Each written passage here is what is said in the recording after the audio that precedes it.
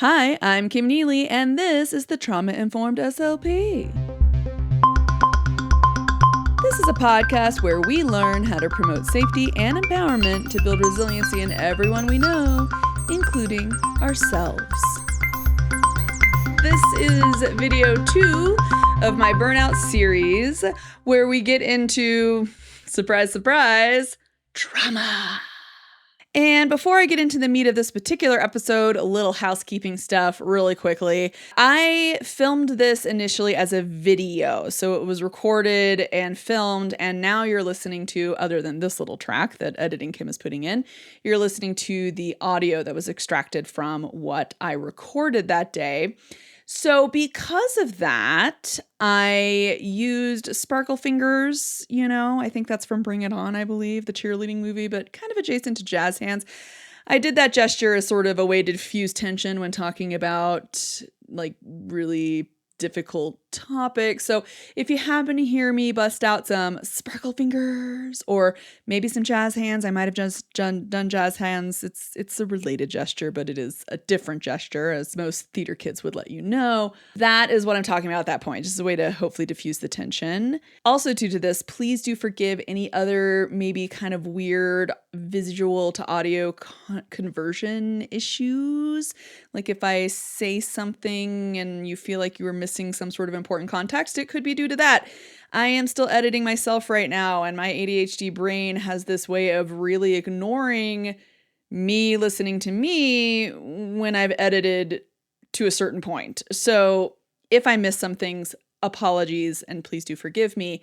And that is also to let you know that if you're a visual person and if you would like more visuals with your information, if you would like some, screen grabs of the articles I'm talking about, or maybe just a little more visual silliness with some funny edits, feel free to check out this particular episode on my YouTube channel, and I will make sure there's a link for that in the show notes below.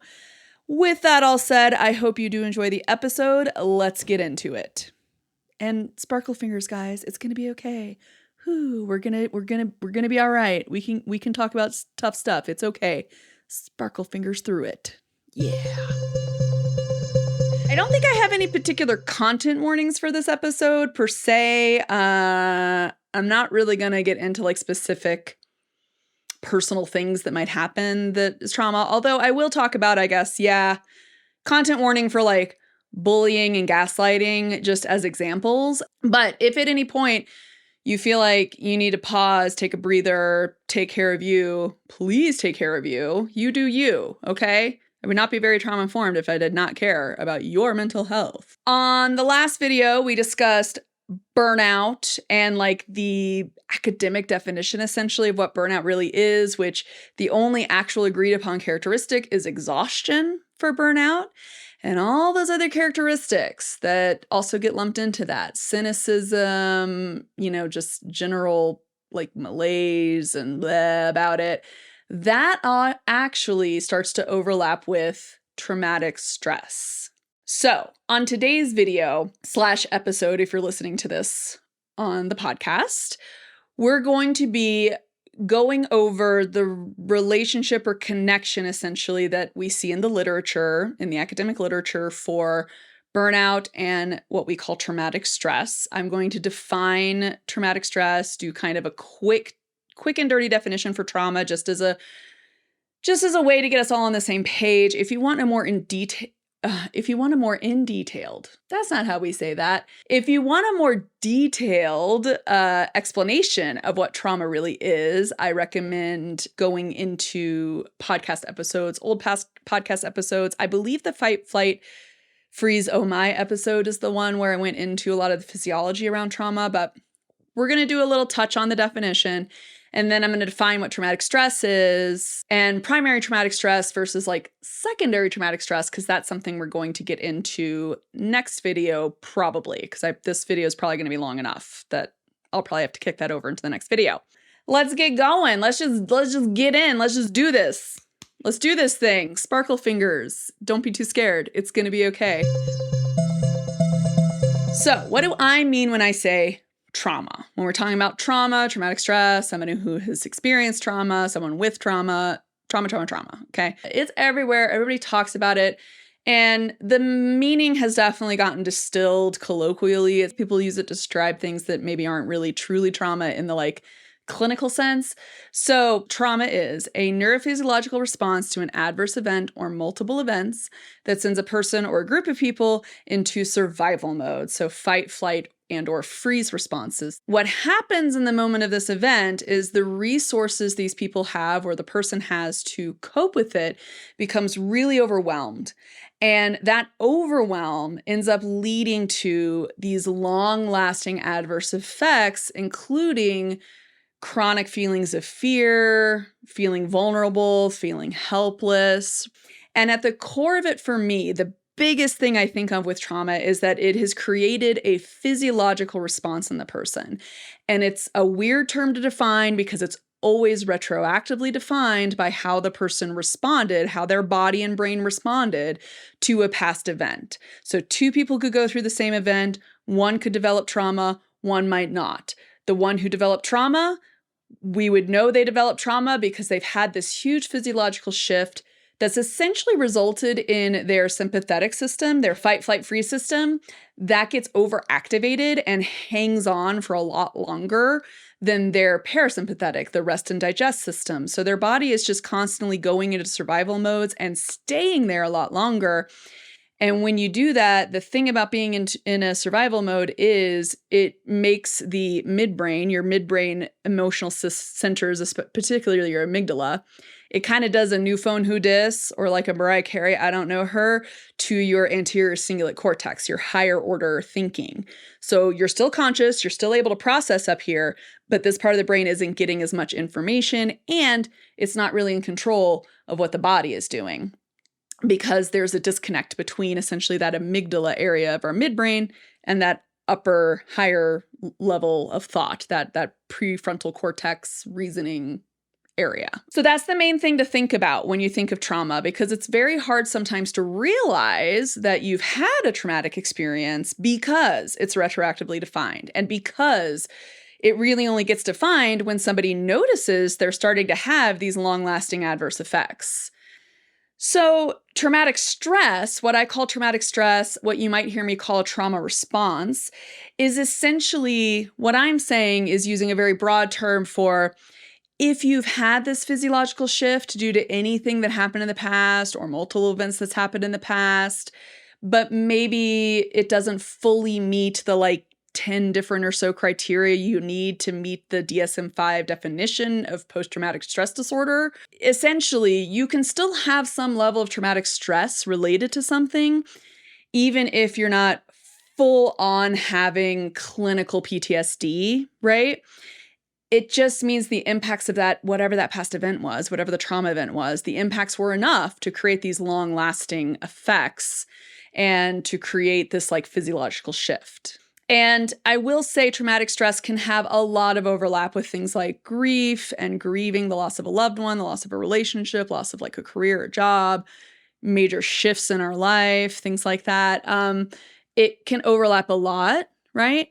And you can have trauma-like signs or symptoms, but it might not necessarily be trauma if the person's able to gain access to connection and healing and compassion and empathy while they're in the midst of that grief. More definitions, last little bit of definitions we're going to round out here. What I'm calling primary traumatic stress means it happened to you. Primary trauma means it is an event that you were a part of, right? So if someone was part of a car accident, for example, or something, the people in the car in the accident, if they develop a trauma response, that car accident can be a primary traumatic event for them.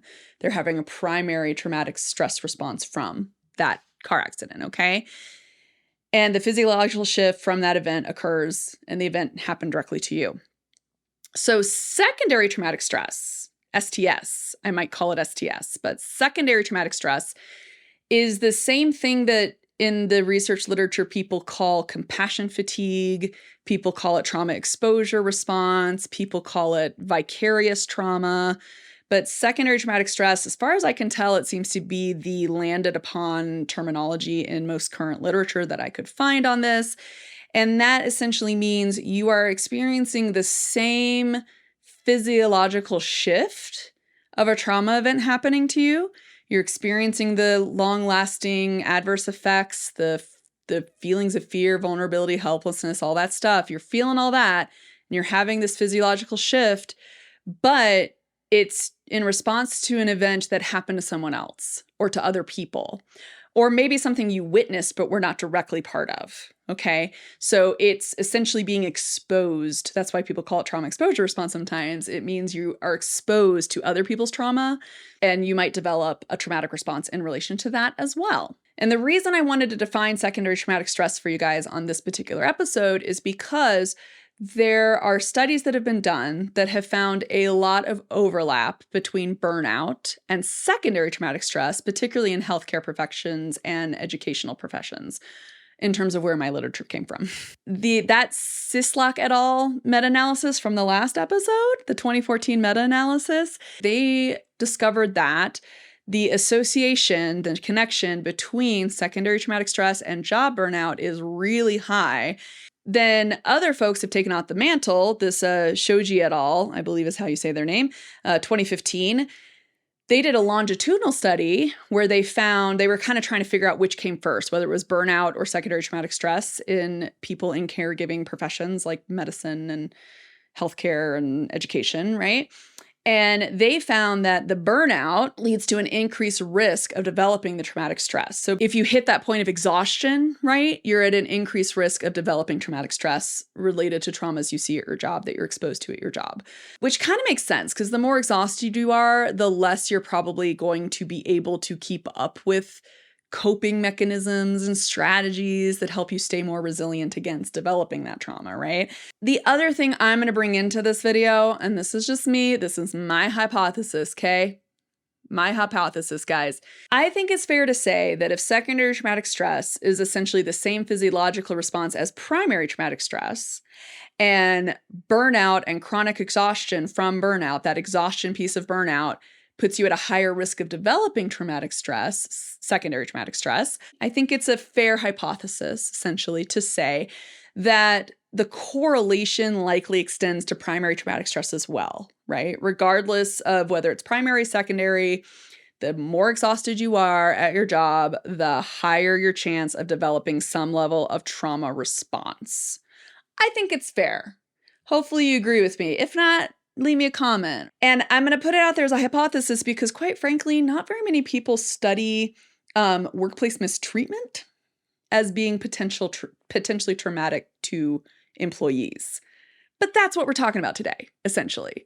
Toxic work environment, workplace mistreatment, this stuff can be traumatic, depending on how you respond to it retroactively. Okay. So now we're at the meat. The nice juicy meat of the episode here today. Haha.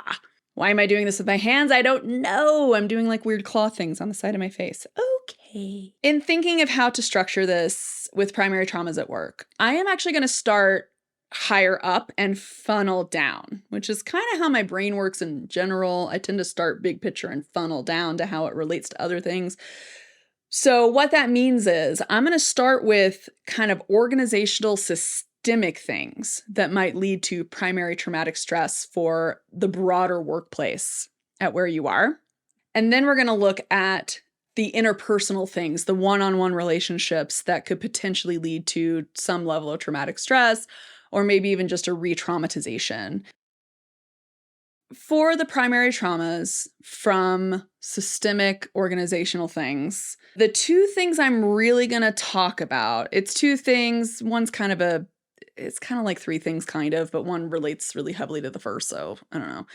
But main areas I'm going to focus on are the conservation of resources, which is a theory that relates to scarcity mentality. So we're going to talk about that. Those two things are kind of the same thing. And then we're going to talk about organizational dehumanization. So the first big systemic thing that relates to scarcity mentality is this conservation of resources theory. I found this, I'm referencing an article by Hobfeld et al., 2018. Conservation of resources is a motivational theory that posits that employee stress occurs when a central or key resources are threatened or lost. So you have central/key resources you need to do your job, but you lose those resources. And or when there's a failure to gain these key resources after a lot of effort. So you've been advocating for it, maybe you drew up a budget for it and looks all good to go, but you still don't get it. So the principles within this conservation of resources theory, there are 3 key principles under this. One is that resource loss is disproportionately more salient or more like important than resource gain. Okay?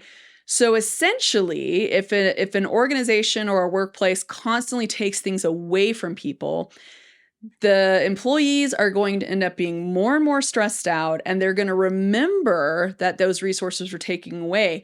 They're going to remember that as more important, and they're going to have a clearer memory of that than things that got added to the workplace.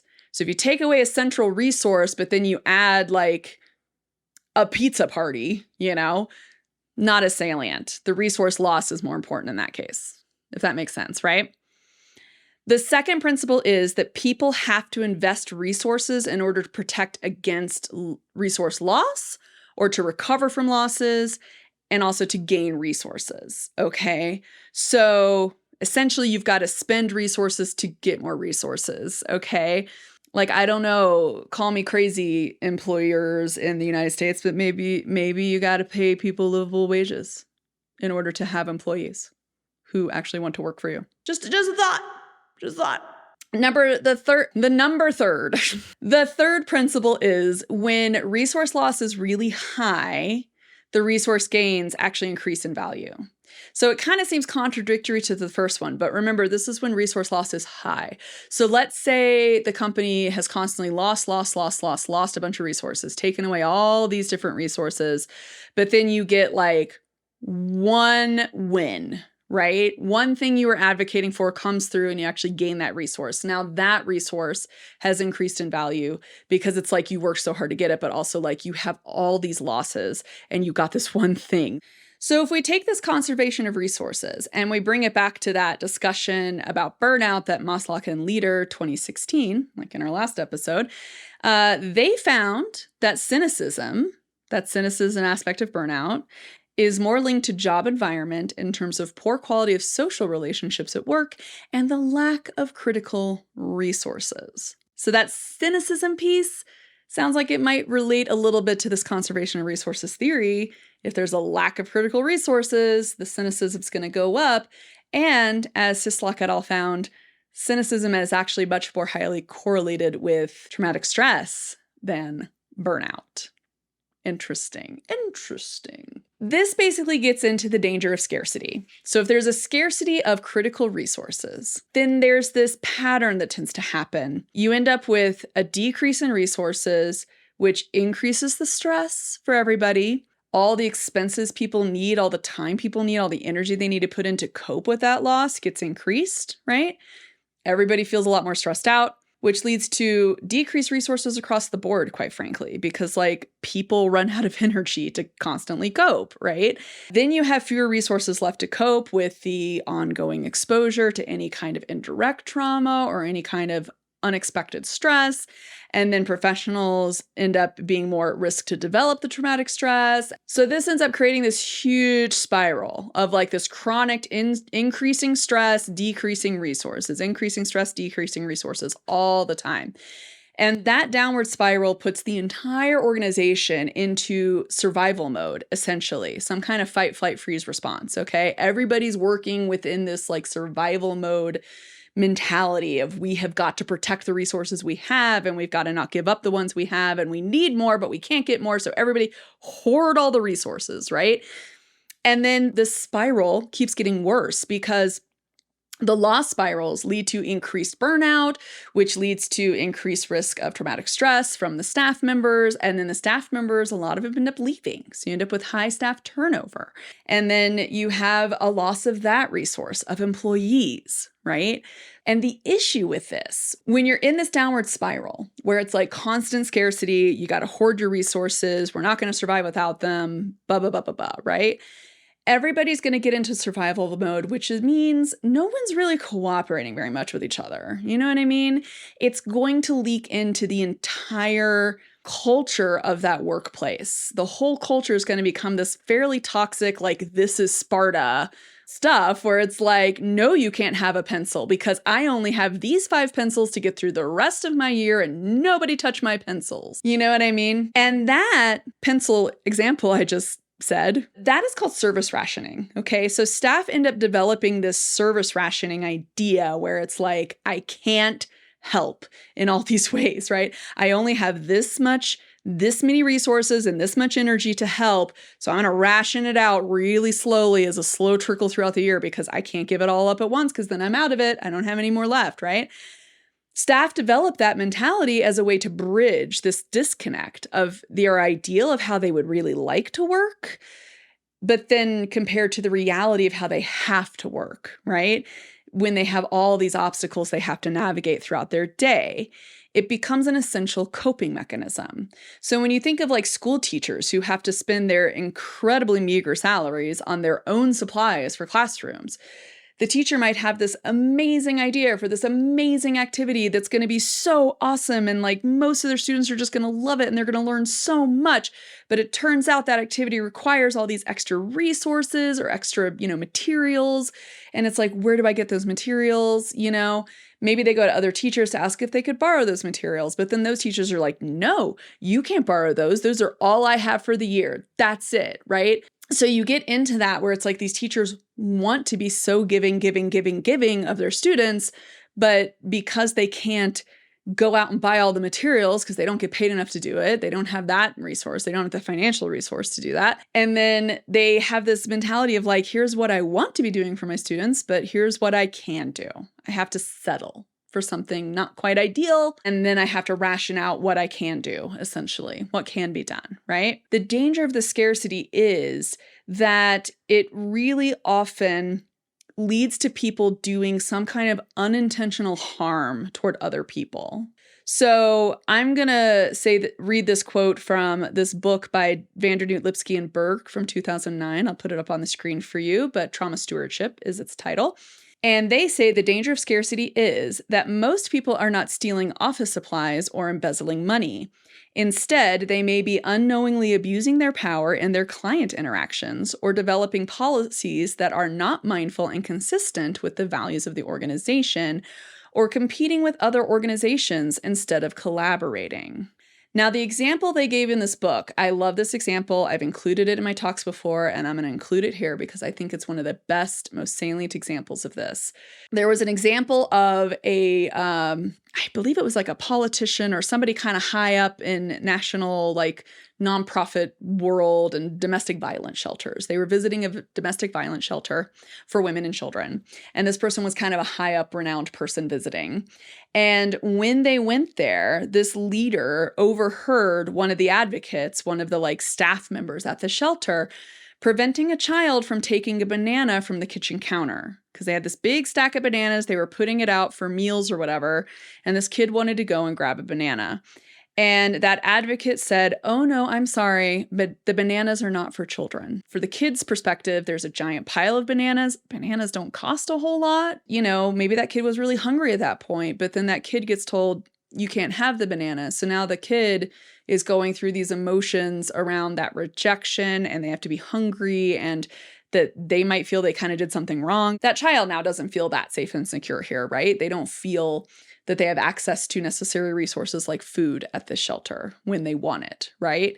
So you're unintentionally causing this kind of harm because in that advocate's mind, to their mind, I guarantee if anybody asked them, it would be, well, we've been told we have to watch how many bananas we give out because we don't have that much money to buy more, right? It probably came more down to the amount of money they spend feeding everyone at the shelter and that fact that nonprofits, especially like domestic violence shelters, often don't get a lot of support in this nation. So that person was operating on the scarcity mentality of, if I give you a banana, that means somebody else doesn't get one. And this conservation of resources and scarcity is not just about like pencils and bananas and stuff. It's also very possible that within this sort of setting, and I think this particularly happens in educational systems here in the United States, in school districts and such, particularly the public school system, because budgets keep going down, educational budgets get slashed, but then the people at the top, superintendents and stuff, first off, they actually usually do get paid livable wages. They start to see the employees as resources rather than as people. They start to see them as somebody to ensure the bottom line, right? Ensure we have enough bananas to go around, right? Instead of thinking of how that might impact that person for telling the kid that they can't have a banana, which could also emotionally harm that person because they might think, oh my gosh, I didn't mean to hurt that kid's feeling. Like you can have this whole spiral of stuff when you say no to something like that. But, the boss might be like, good job though. You held the bottom line. That's what we need here. And when that happens, when you're in that sort of situation where the employees are just numbers, or as Pink Floyd would say, another brick in the wall. That's Pink Floyd, right? Pretty sure that was Pink Floyd. So the more the bosses start to see employees as just resources that just are there to toe the company's bottom line kind of a thing, the bosses might start to order more of the employees' time, the more of their energy. They might have a lot higher, more unreasonable expectations for you need to be able to check your emails even if you're off the clock. You need to be available to me 24/7 for my needs because I'm the boss, kind of a thing, right? And they get these unreasonable expectations on their workers. And then the employees end up feeling all of this impact of unattainably high productivity expectations. Maybe they have social expectations after work that are just exhausting, the constant availability, all of this stuff. It starts to feel very much like you're not human. You might start to feel like you're being dehumanized a bit. And it turns out there is actually a term for that. It's called organizational dehumanization, which is what we're going to talk about next. The definition of organizational dehumanization, it's from an article that I'm going to link below, but it's Lagios, I believe, et al. I think that might be how you say it. They define organizational dehumanization as the experience of an employee who feels objectified by his or her organization, denied personal subjectivity, and made to feel like a tool or an instrument for the organization's ends. Now, I have examples of organizational dehumanization from my time as a speech language pathologist, but probably one of the most salient examples I can think of is from my time back in my musician days as a teller for a major bank. And I came into it from, restaurants. Now, restaurants have something called upselling, where you're trying to sell a more expensive dinner or something to someone if they ask your recommendations, or you're trying to upsell a special or something, right? Which I was honestly never very good at doing. So coming into a bank as a teller, this is before the 2008 crash, so this is a while ago. But I found out bank tellers have sales. And I was like, what the heck do they mean sales? Well, turns out they mean the bank products, which are accounts, credit cards, lines of personal credit, other various things. And as a teller, one of the jobs you were supposed to do was to either open up or put in a credit card application for somebody, for example, or refer them to a banker to have the banker open up extra checking accounts, savings accounts. And there was this one manager of the teller line that was very interested in making sure everybody hit their sales goal because she was very interested in getting a promotion, which she did, to be fair. She did get her promotion. To be fair, she was definitely towing the company line. And whenever she came and stood next to any of us on the teller line, she would ask, how are you doing today? And we always answered with how many sales we either got or attempted to get or how many offers we made. We never answered with how we're actually feeling, how's our life going, are we tired, are we feeling kind of under the weather, are we doing pretty good, are we excited about something in our life? She was not interested in any of that. And so everybody on the teller line knew pretty darn well when she said, how are you doing today? She was asking about the sales numbers. I feel like that's probably one of the biggest examples of organizational dehumanization in that sense, that we as tellers knew that this manager didn't particularly care about us as people because she wasn't really taught to care about us as people. She was also dehumanized, I'm sure, and taught to really only think about the bottom line, what the hires up wants, what the bosses want, right? Like, here's how you get promoted. You got to do what we want, right? So I'm sure it was a trickle down of that general dehumanization that occurs across large corporations like giant global banks and stuff. But that's like, you definitely don't feel like a person when you know that when someone says, how are you? They're not actually asking for how are you? They're asking for how is your job going today? How well are you doing your job today is what they're actually asking. To be fair, we had a second manager there. When she asked us how we were doing, she actually wanted to know how we were doing as people. And she asked me one day, she's like, why do you guys always tell me your sales stuff as soon as I ask that? And I was like, oh, it's because we know that this other manager, that's what she wants to know. Like, she doesn't really want to know about us as people. And she was like, oh, well, I want to know, like, how are you guys doing as people? So in this article from Lagios et al., psychological need thwarting comes from self-determination theory, which is a big theory that essentially talks about how internal motivation and a sense of autonomy and empowerment really impacts people's psychology, essentially. When you essentially deny someone their psychological needs or purposely withhold it from them, it ends up frustrating people, okay? So they found that organizational dehumanization really frustrates the employees' need for autonomy, to feel like they have some sort of responsibility, their need for competence, to feel very competent, which, if you remember from our 6 workplace domains that really impact burnout, need for competency is one of the most important ones, which is kind of interesting. And their relatedness, their sense of being connected to a community of people there, being friends with people at work, for example. It frustrates all of those things, okay? So need thwarting has these huge implications for individuals' well-beings and their attitudes and their overall mental health. And a lot of times, if people are in these environments, and this is also still from that article, if people are in these environments where their needs are constantly being thwarted and they're being seen as not human, it results in these really maladaptive coping strategies that end up producing a lot more impacted mental well-being and like negative attitudes, cynicism, like all that stuff starts to come out of that. Like, I'm trying to cope with the fact that I don't even feel respected as a human in this space. So it leads to this big like issue with the actual employees not really being able to regulate their own behaviors and their own emotions. So basically, the employees are going into survival modes and they can't calm themselves down from that.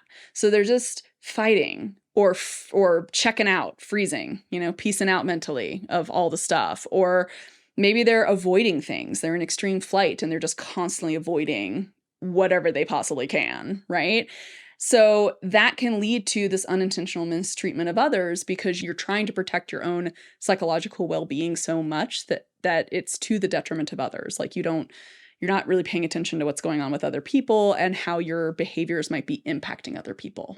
I find this interesting because this need thwarting, obviously it existed before COVID shutdown, obviously, but hello, COVID shutdown. Like, how many of us still don't feel like we ever got back to, air quotes, normal after COVID shutdown, despite so many of our employees saying, we're back to normal now, everything's back to normal, quote unquote. And it's like, there is no more normal, man. We had a global pandemic, which could be a primary trauma for a lot of people because people did lose family members or ended up with chronic illnesses themselves or had the fear of developing that or not being sure if they were going to survive it or not if they caught it, plus the societal isolation that people felt. Huge impacts there.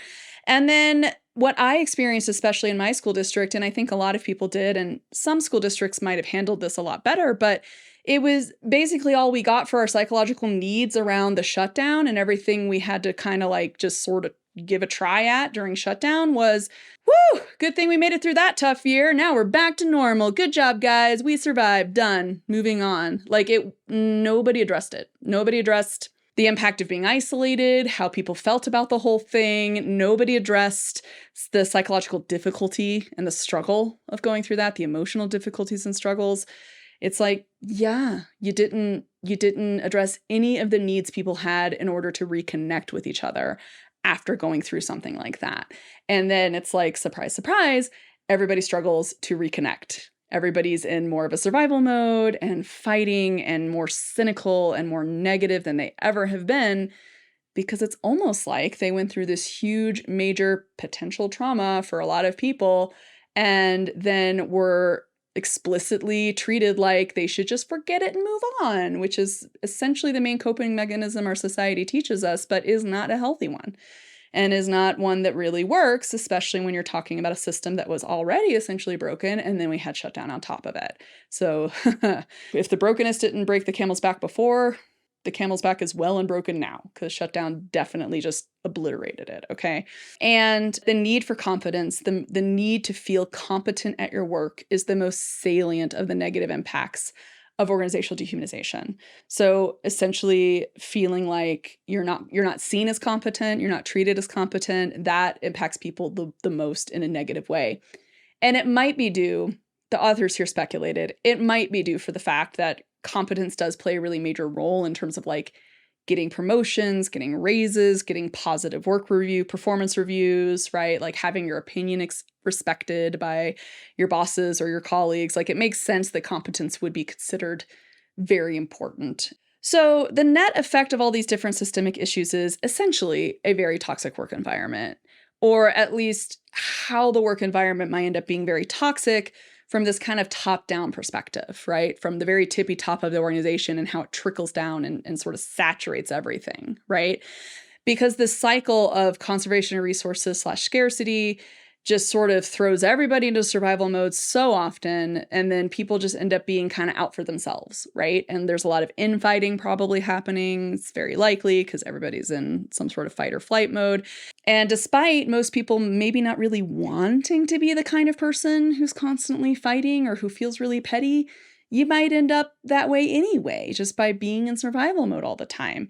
So basically what you end up with is this really big misalignment of the values of why you came into, especially like a helping profession, why you came in to do that job in the first place, or who you are as a person, who you want to be, what your character is as a person. You might have this huge misalignment of those values compared to how you feel at work and how you end up acting at work. And that's just a recipe for really negative impacts to mental health. Even if it's not traumatic, it might be traumatic for some people. It might cause a true physiological shift, but it also could just be just really difficult. And it might really just change a person in a way that they didn't really want.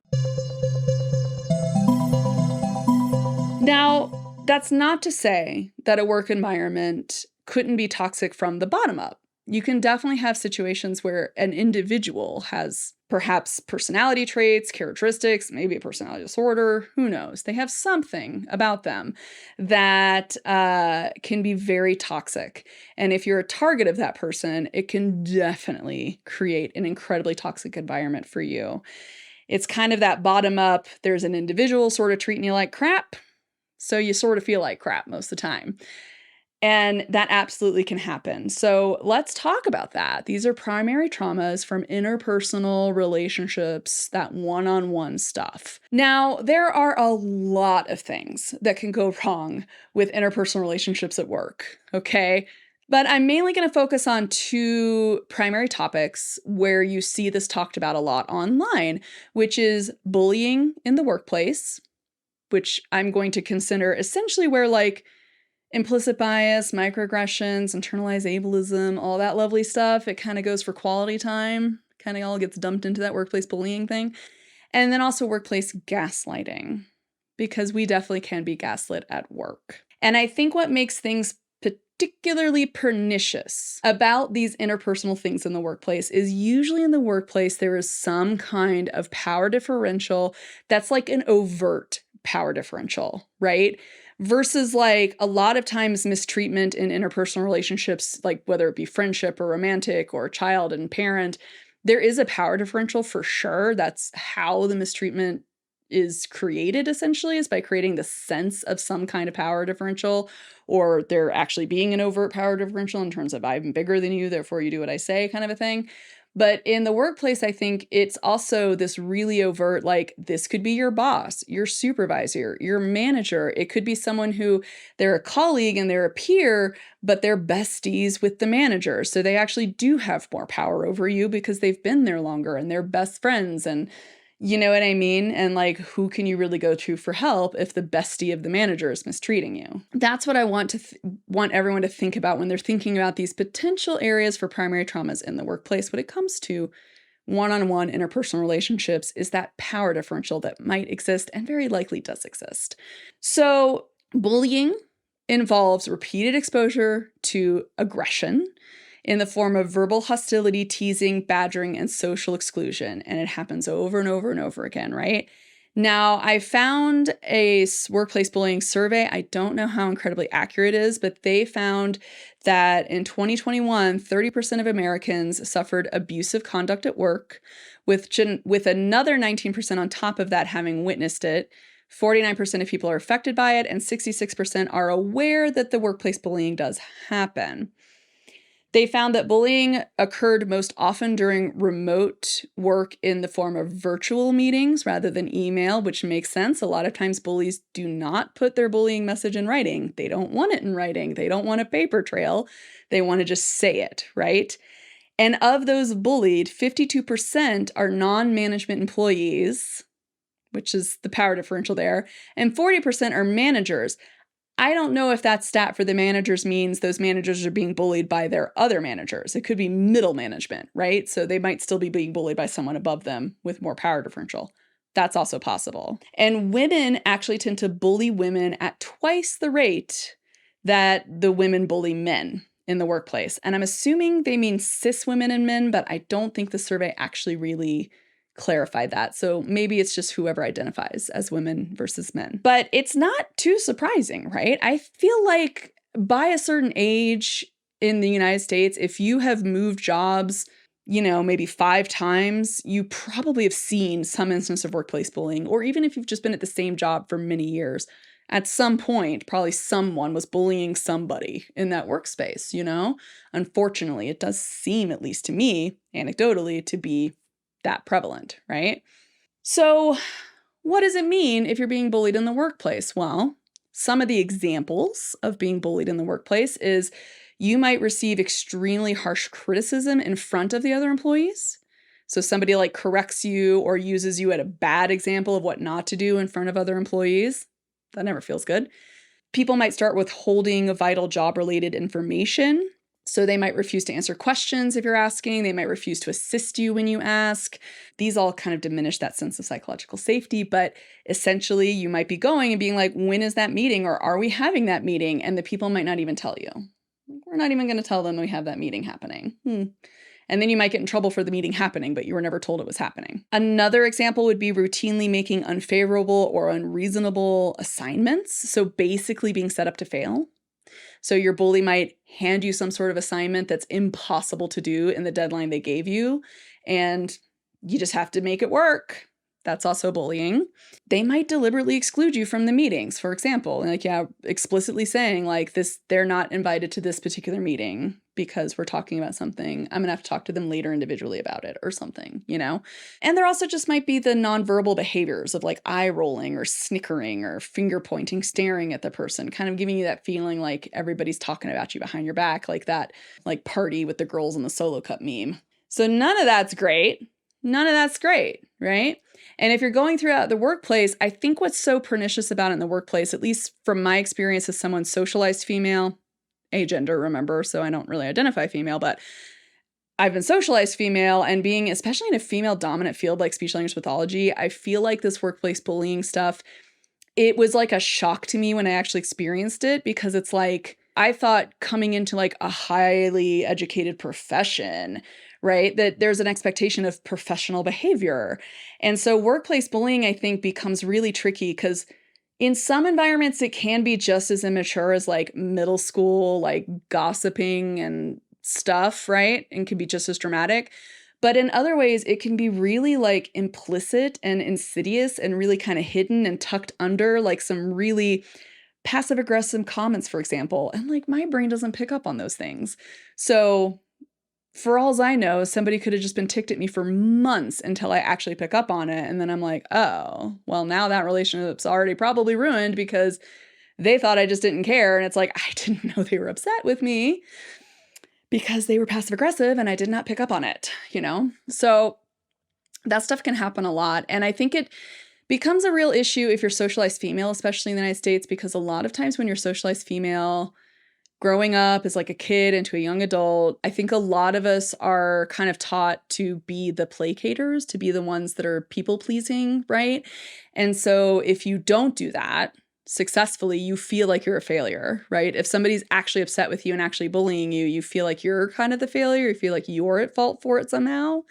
And that's, I think, a really horrible message that we get from society, which I'll get into, I think, at the next series when I talk about internalized oppression. I'll get into that more. But I just want people to be aware that workplace bullying does occur, that those examples, it's probably not in your head. It probably is a real thing, you know, especially if there's a power differential and you're talking about someone who's either been there forever, is besties with your boss, or someone who is in a position of authority over you more officially. They definitely can be doing bullying behaviors. And 9 times out of 10, I think one of the biggest red flags is they don't want what they say to be written down or recorded. They don't want any hard evidence that they're actually saying and doing what they're saying because it's illegal. So it's always verbal or something like that, or very passive aggressive, oh, I just forgot to add you to the invite kind of stuff, versus more overt, clear indications that you're being bullied.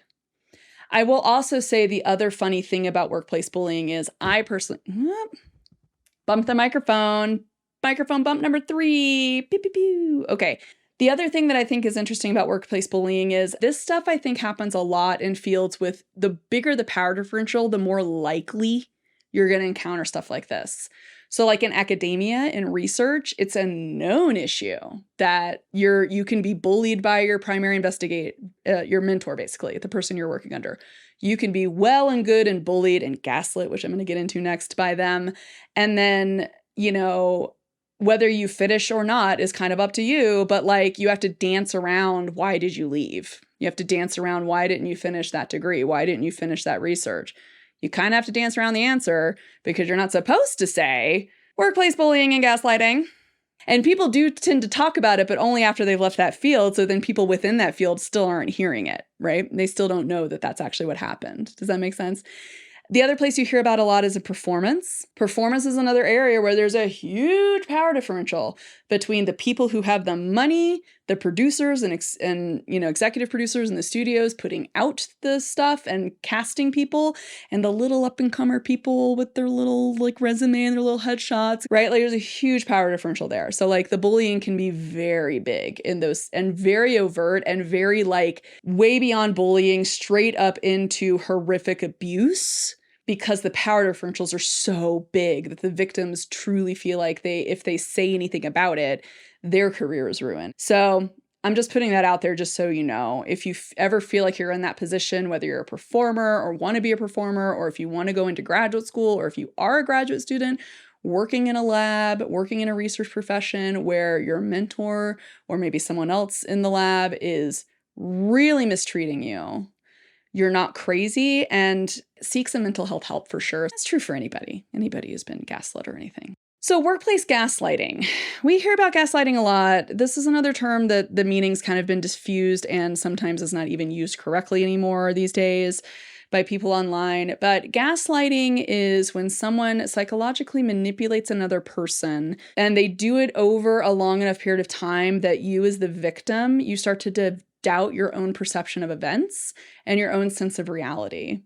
I have had people gaslight me many times in life, and when it happened professionally, it was a bit of a shock to me. I didn't expect a gaslighter to show up at my workplace. I had already had experience with gaslighting, so I recognized it for what it was, and I tried to stand my ground as much as I could, but it is very hard and it is very malicious. And even if you're aware you're being gaslit, there still can be those spirals of self-doubt of maybe it is me. Maybe they're doing this because I am a problem, right? But 9 times out of 10, if you're asking, am I the narcissist in this situation? Am I the problem in this situation? You're probably not as much of the problem as the person actually doing the gaslighting, okay? Just so you know, like, I don't know, this is my shame scale. I do a shame scale of 1 to Jeffrey Dahmer. For some reason, Jeffrey Dahmer is the name I put in there. But anyway, and I'm like, if somebody's trying to gaslight me into convincing me that I'm the worst person in the world, I'm like, am I Jeffrey Dahmer level bad, because no, I'm nowhere near, okay? I might be making mistakes, and I definitely, when I was in a situation of bullying and gaslighting workplace-wise, I made mistakes out of anxiety. I had such massive anxiety about everything I was doing that I made a lot of mistakes, and I also avoided a lot of tasks too. I did a lot of unprofessional avoidance of things, especially near the end there, of like uncompleted things because of the anxiety and the emotional upheaval, the flight response, because of the survival mode, because of how awful it made me feel. But like those mistakes didn't mean I was deserving of like that mistreatment. You know what I mean? Gaslighting at work does feel a little different from relational gaslighting, like from friendships or romantic relationships or parents or something. And it's also a little bit different than just like, oh, this is just a tough job, or this is just a poor fit. Because that's what you hear. That's part of the gaslighting often is like, you're just not a good fit for us, right? But the main thing with gaslighting is whatever that person is saying in terms of their criticisms about you, it's never based on anything solid. There's never like facts. There's never like quotes from people actually saying things. There's never honestly even names they'll give you of who said what about you. And it's not based on any sort of proven data. So you can't take any action. There's nothing you can do to repair it because there's nothing solid and objective and concrete, because it's gaslighting. Because it's probably not actually as bad or even happening the way that person's reporting it to you, right? It's only based in the perception of that gaslighter or the group, even the whole organization, if the whole organization is very gaslighty in their culture, you know? And it's honestly a lot of times when places want to push you out of a job, meaning they don't want to fire you because they don't really have a right to fire you, but they want you to leave. Sometimes places will start doing stuff like this because they just want you to leave, which sucks. So the environment might generate like an overall negative narrative about you if you're the victim of this gaslighting, because that person, whoever's really doing it, might be damaging your reputation.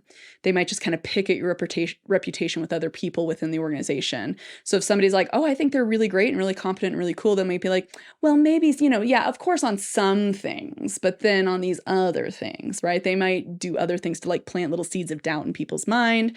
This mistreatment, because it occurs over a period of time, people start to get these ideas. They start to have their own minds changed about you as a person. And you might have really clear, hard data evidence of collaboration and positive results and accomplishments that you've done, but it won't matter. It won't matter to the gaslighter. Like the stuff that they're gaslighting you on is always going to override any hard evidence of you're actually doing a good job. And then if you ever confront them, that gaslighter is 100% going to deny that they're doing that. I mean, they might escalate it and become even more aggressive towards you if you do try to confront them. So oftentimes the answer is not to confront them in private meetings, maybe even with a mediator. But even then, if you try to tattle on them, usually they double down and it gets worse, which is also my experience in a professional setting when the gaslighting was occurring quite heavily.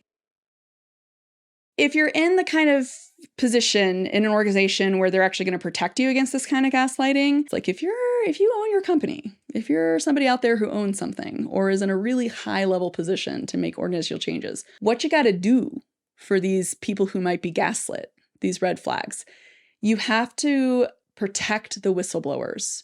There has to be a process under which if somebody is going to tell you about a gaslighter existing in your company, there has to be some sort of steps to protect that person, okay? What often happens to people, though, however, is you might report the misconduct and you get praised for reporting it. I'm so glad you told me about it. But nothing happens, and there are no steps to protect you. So then the aggression and the gaslighting gets worse, or the bullying gets worse. Case might be mishandled because mediation is not actually the appropriate thing, especially in the case of a gaslighter or someone using very clear abusive tactics against someone. It's not going to address the imbalance of power. It's not going to redress any wrongdoings. A mediation meeting is not the right way to go about it. But that's what happens when people see it as just a personality clash. They want to mediate, Supervisors tend to fail to intervene. Oftentimes the victim, their experience gets denied or downplayed somehow. Like, oh, you just didn't understand them. It was just a miscommunication. And you're not going to feel very valued where you work anymore because of this. And you might want to just leave, right? Like I said, this is something that happens a lot when people want to push you out of a job. They'll start treating you kind of like this, especially what I found, at least in women-led businesses. They tend to do stuff like this a lot to like try to get rid of you. Just lame. Like my neurodivergent brain is like, can we just be honest? Like, geez, can we be a little more upfront? Good Lord. But sometimes they can't because they want to get rid of you just because they don't like you as a person and they don't actually have any hard evidence to actually warrant a firing, and they don't want to be legally liable for firing around what is possibly discriminatory. So they use these passive-aggressive gaslighty type stuff to get rid of you, you know? Sometimes. Hey, let's lighten up the mood with sparkle fingers and jazz hands and sparkle fingers and jazz hands. Woo! Because I feel like that just got really dark and really heavy. Oh my gosh. But, you know, to bring this interpersonal bullying stuff back to that more systemic level stuff, a lot of times these primary traumas, if it's like some sort of bullying or gaslighting situation, what usually happens is the company, the organization itself, is not going to protect the victim of it, right, for their mistreatment. I mean, there's so many stories of whistleblowers who they try to report mistreatment and then they get dismissed or not supported by HR or whatever. Kick in my pants when I tried to go to the HR of that bank because of unethical sales happening around me that I wanted to report. And they were just like, are you sure that's what you're seeing? That was pretty much the only answer. That's probably not what's actually happening. Because HR is there to protect the company, is not to protect me. But silly neurodivergent brain, I thought they were being real when they said they wanted to know about ethical breaches of conduct. Silly neurodivergent. Duh. Right? But that's the thing. It really throws, especially like ADHDers, autistics, it throws us for a loop when we have these rules we're supposed to follow and no one else is following them, right? We don't feel very protected under that situation. And it's very confusing and it's just a giant mess, right? But really, in reality, the broader culture and the workplace systems that fall out of society and how we handle things and the avoidance of litigation, legal liability, there's a scarcity of resources, there's all this stuff that happens, and all the stuff that falls out of that ends up being the hurdles that we all face psychologically when we're at work, basically. It ends up being this big cheaty from the good place chili pot of like mess, you know? And that's where we get all this toxicity from, essentially. We sparkle fingers, though. Yay. Oh, man. Let's start to conclude some of this. If you feel like you've been the victim of bullying, gaslighting, or some kind of toxic environment from the scarcity mentality, I really hope this knowledge can bring you some sense of validation and affirmation that, you know, you were likely not the actual source of the problem, despite how your workplace might have wanted you to feel.